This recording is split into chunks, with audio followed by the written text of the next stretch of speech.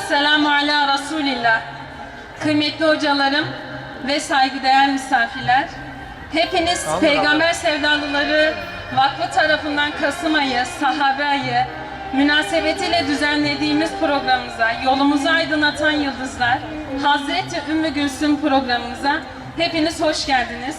Alev tutuştursam, alev alev tutuştursam, bıraksak yollara düşmüş mehrini, kahraman güzel semalarına, alev alev tutuştursam, meydanlarda sönmez bu kutlu sevda, kaç ve merhamet, Peygamberi Muhammed, mümin Muhammed Habibullah, zalimler mağlupsa. Sahabelerin hayatını, onların İslam uğrunda çektiklerini, rol modellerini her zaman hatırlamamız lazım ki biz de hayatımıza tatbik edelim, çocuklarımıza anlatalım, sevdirelim ve bu manada inşallah büyük çabalarımız olsun.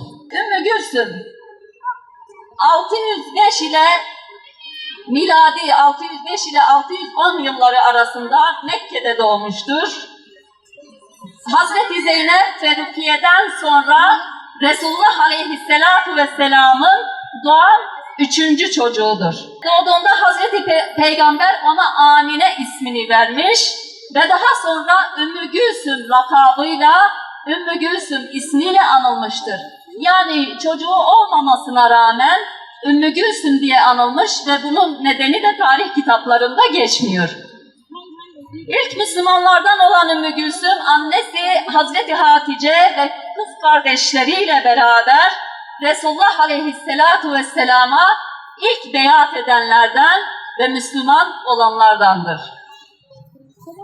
Evet, nübüvvetin geldiği yılda ve Risaletten sonra ki Resulullah Aleyhisselatu Vesselam'a Risalet geldikten sonra, vahiy indikten sonra biliyorsunuz, yani hepimizin malumu bazı hadiseler yaşanmış ve Kureyşliler büyük bir zulüm yapmışlardır, baskı yapmışlardır Resulullah Aleyhisselatu Vesselam'a ki ilk vahiy indiği zaman Resulullah Aleyhisselatu Vesselam eve geliyor ve Hazreti Hatice'ye beni ört diyor ve daha sonra Müddessir ayeti iniyor. Ya eyyuhel müddessir kum ve endir. İşte bu ayet-i kerime indikten sonra Resulullah Aleyhisselatu Vesselam kalkıyor ve diyor ki ey Hatice, vallahi bugünden sonra bize rahatlık yoktur. Bize rahatlık yoktur bugünden sonra ey Hatice ve nitekim de böyle oldu. Siyeri araştırdığımızda, tarih kitaplarını okuduğumuzda o asr-ı saadet dönemi ilk risaletin geldiği yıllarda cevr-ü cefayla dolu, çilelerle dolu.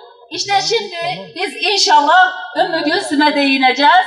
Hazreti Rukiye ile Ümmü Gülsüm Ebu Leheb'in çocuklarıyla nişanlıydılar. Yani onlarla nikahlıydılar ama daha düğünleri gerçekleşmemişti. Bundan işte Risalet geldikten sonra ve özellikle Tebbet suresi indikten sonra Ebu Leheb biliyorsunuz Resulullah Aleyhisselatu Vesselam'ın amcasıdır. Ne yapıyor? O ve hanımı hemen diyorlar ki onları boşayacaksınız. Rukiye'yi, Hazreti Rukiye'yi ve Ümmü Gülsüm'ü hemen boşayacaksınız.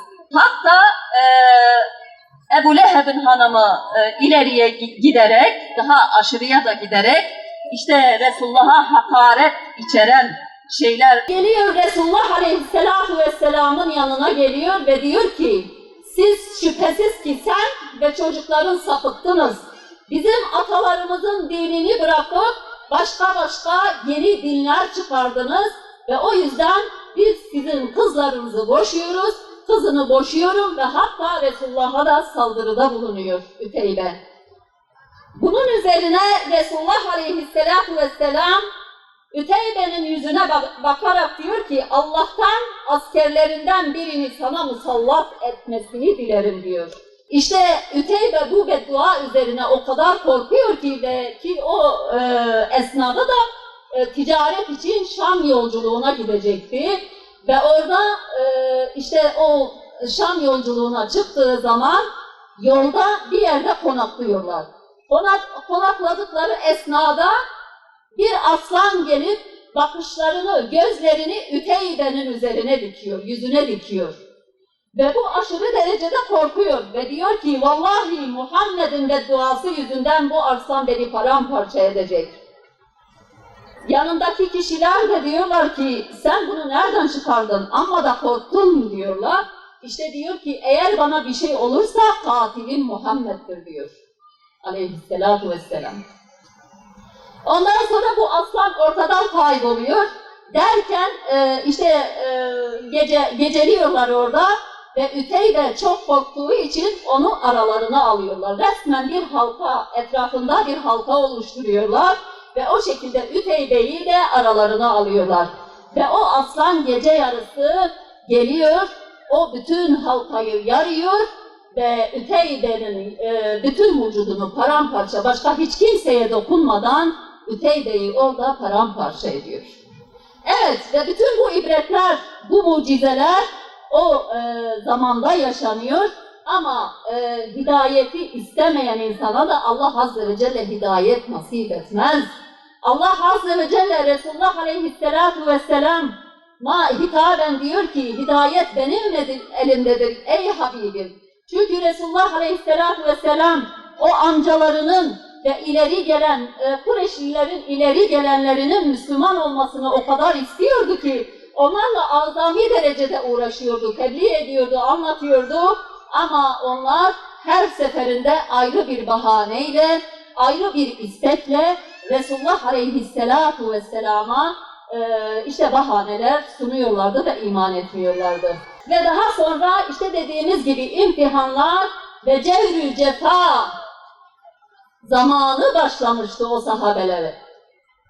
Hazreti Rukiye, Hazreti Osman ile evlenmişti ve müşriklerin, o Kureyşlilerin işkencelerine, ondan sonra eziyetlerine dayanmayarak ne yaptılar? Habeşistan'a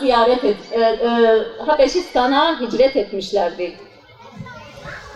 Ve Habeşistan'a hicret ettikten sonra bu sefer Medine yolu göründü onlara ve Medine'ye hicret ederken müşriklerden biri Hazreti Rukiye'nin bineğini korkutuyor, ürkütüyor ve Hazreti Rukiye rivayetlere göre hamileydi ve o bineğin üstünden düşerek amansız bir hastalığa da yakalanıyor. Derken işte Medine'ye vardıklarında da bu rahatsızlığı devam ediyor ve Hazreti Rukiye vefat ediyor. Hazreti Osman aşırı derecede üzülüyor, müteessir oluyor. Çünkü 6 yıllık çok mutlu bir evliliği olmuştur Hazreti Rukiye ile beraber. Ve o esnada da Bedir Savaşı vuku bulmuştur. Resulullah Aleyhisselatu Vesselam Hazreti Osman'a Hazreti Rukiye hasta diye ona izin vermişti ve Bedir Savaşı'na katılma demişti. Katılmamasına rağmen ona ganimetten pay ayırmıştı. Çünkü sen Bedir Savaşı'na katılmış gibisin diyordu. Hazreti Rukiye çünkü çok kötü hastaydı. Ve derken işte vefat ettikten sonra hatta Bedir zaferi olduktan sonra Resulullah Medine'ye döndüğü zaman Hazreti Rukiye'nin haberini alıyor. Ne cenazesine katılabiliyor ne defin işlemlerine ve orada çok hüzünleniyor. Diyor ki ben Bedir zaferine mi sevineyim yoksa Rukiye'nin vefatına mı diyor. Ve bundan sonra belli bir süreç geçiyor derken bütün sahabeler de bakıyorlar yani Hazreti Osman aşırı derecede üzgündür, bir türlü kendine gelemiyor. Hazreti Ömer gidip ey Osman gel ben sana kızım Hafsa'yı vereyim diyor. Ve Hazreti Osman meyilli olmuyor buna, meyletmiyor. Ve Hazreti Ömer radıyallahu anhu Resulullah Aleyhisselatü Vesselam'ın yanına geliyor ve diyor ki ya Resulallah ben Hazreti Osman'a kızım Hafsa'yı teklif ettim ama o kabul etmedi. Bunun üzerine Resulullah Aleyhisselatü Vesselam şöyle buyuruyor. Diyor ki sana Osman'dan daha hayırlı bir damat, Osman'a da senden daha hayırlı bir kayınbaba bulayım mı? Sen kızın Hafsa'yı bana nikahla, ben de kızım Ümmü Gülsüm'ü Osman'a nikahlayayım diyor. Ve böylece bunun müjdesini de veriyor. Resulullah Aleyhisselatü Vesselam Hazreti Ömer'in kızı Hazreti Hafsa'yla nikahlanıyor ve daha sonra belli bir müddet sonra Allah Azze ve Celle tarafından da vahiy geliyor ve diyor ki Ümmü Gülsüm'ü Hazreti Osman'a nikahla, Hazreti Osman'a ver diyor Allah Azze ve Celle. Ve o şekilde Hazreti Osman'ı çağırıp onları miladi 624. yılda ne yapıyor? Vahiy aracılığıyla da Allah Resulü Aleyhisselatü Vesselam Ümmü Gülsüm'le Hazreti Osman'ı evlendiriyor. İşte kısa zamanda düğün hazırlıkları tamamlanıp düğünleri yapıldı, mesut bir evlilik gerçekleştirdiler. Böylece Ümmü Gülsüm Cenab-ı Allah'tan gelen vahiy emriyle Rabiül Evvel'de nişanlanmış, aynı yılın Cemazil Ahir ayında da ne yapıyorlar? Nikahlanıp evleniyorlar. Ve bunun üzerine artık Hazreti Osman da Zinnureyn, iki nur sahibi diye anılmaya başlıyor. Çünkü hem sahabe diyoruz değil mi? Yolumuzu aydınlatanlar diyoruz. Bunlar Hazreti Rukiye ve Hazreti Ümmü Gülsüm hem sahabe hem de bizzat Resulullah Aleyhisselatü Vesselam'ın iki göz ağrısı Ümmü Gülsüm ve Hazreti Rukiye idiler. Ve bu şekilde ikisi de ne yapıyor? Hazreti Osman'la evleniyor ve bu şerefe nail oluyor. Hatta bir hadis-i şerifinde Resulullah Aleyhisselatü Vesselam şöyle buyurmuştur. 10 tane kızım olsa vallahi teker teker onları Hazreti Osman ile evlendiririm diyor. Evet, işte Hazreti Ümmü Gülsüm ve diğer bütün sahabelerin hayatını araştırdığımız zaman İslam'dan sonra hiçbir rahat yüzü görmemiş. Ümmü Gülsüm de işte birkaç yıl Hazreti Osman'la evli kalıyor ve daha sonra o da amansız bir hastalığa yakalanıyor ve vefat ediyor. Ne zaman vefat ediyor?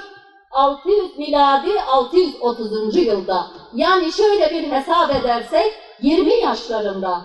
Ki biliyorsunuz Resulullah Aleyhisselatü Vesselam'ın çocukları, özellikle erkek evlatları çok küçük yaşta vefat etmişlerdi. Diğer kızları da o hayattayken vefat ettiler. Ümmü Gülsüm, Rukiye, Hazreti Zeynep. Bir tek Hazreti Fatıma Resulullah Aleyhisselatü Vesselam'dan sonra vefat etti. O da biliyor musunuz kaç yaşında? 25 yaşında. İşte bizler bu sahabeleri, hayatını çok güzel bir şekilde araştırmamız lazım değerli kardeşlerim. Onların hayatlarını araştırıp her sene mesela bir tema oluyor öyle değil mi? Bir sahabe hanım anılıyor. Biz hanımlar için ve kızlarımız için. Bunu ne yapacağız? Güzel bir şekilde inşallah hayatlarını araştıralım, öğrenelim, çeşitli kitaplardan okuyalım ve daha sonra hayatımıza tatbik edelim. Onların ahlakı, erdemi, ondan sonra fedakarlıkları, İslam uğrunda çektikleri çileleri hepsini ne yapalım? Kendi hayatımızda onları rol model edinelim ve çocuklarımıza anlatalım. Ama bugün maalesef bakıyoruz ki çocukları okusun diye belli bir mertebeye, mevkiye veyahut da bir göreve, bir memuriyete gelsin diye anneler sabahın köründen çocuklarını uyandırıyorlar, okullara, oraya buraya gönderiyorlar eğitim için. Cumartesi pazarları bile yok. Öyle değil mi? Hepiniz takdir edersiniz. Ama bir sabah namazına alıştıramıyorlar değerli bacılarım. Bu çok büyük bir kayıptır. Yarın öbür gün büyüdükleri zaman işte ne yapalım vallahi yapmıyorlar, ne yapıyorsa ne kadar söylesek yapmıyorlar. Resulullah Aleyhisselatü Vesselam bu eğitimlere 7 yaşında başlayın diyorlar. Diyor Resulullah Aleyhisselatü Vesselam.